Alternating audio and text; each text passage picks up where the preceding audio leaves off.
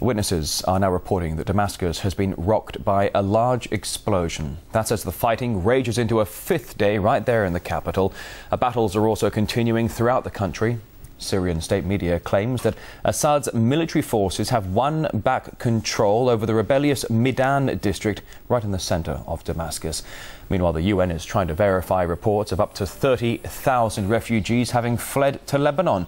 Activists claim the armies launched attacks on border crossings with Turkey and Iraq, which were seized by the rebels yesterday. RT's Finoshina is keeping across developments for us in Damascus.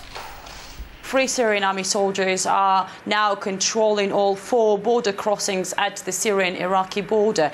A Baghdad top official has also said that the Iraqi guards have witnessed extreme violence from the side of Free Syrian army soldiers, from opposition fighters. We've also been able to see video posted on YouTube from the Syrian-Turkish border, where gunmen have been shouting religious slogans and shooting into Bashar al-Assad's portraits. If Free Syrian army has been able to take control over crossings at the border, that means that they are very determined in large-scale operation against the regime of President Bashar al-Assad, but that doesn't necessarily mean that they're still keeping this control, because everything changes very fast. We have to be very careful with information and even with pictures we see, because since the beginning of this uprising, it's also been media war. And just recently we've been hearing from opposition that they've managed to take control over the airport. Just yesterday we were at the airport here in Damascus. It's functioning normally, it's open. We've been here on the ground for almost 50 days already, and I have to say what we've been able to see in the last 5 days has been the most dramatic moment for the Syrian capital.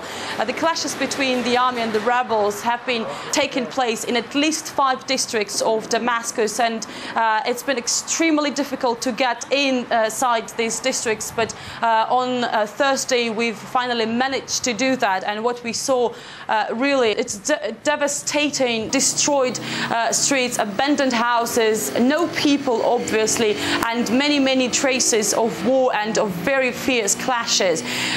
We've even seen many tracks of tanks, and not only on the roads but on what used to be the cars.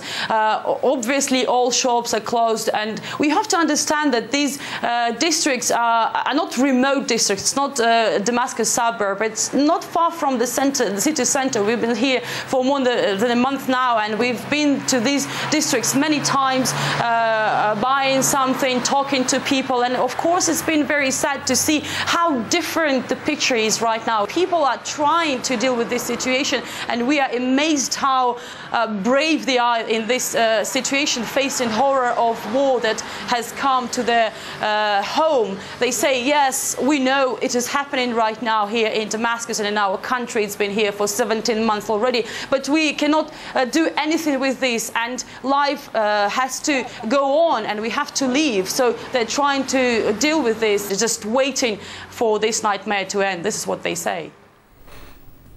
Well, you can always stay up to date on exactly what is happening in Syria. You can just follow Maria's Twitter feed. She is one of the very few international correspondents still reporting right from the heart of the fighting. You can get photos from the scene and first-hand impressions. Just find Maria at @mfinoshina_RT.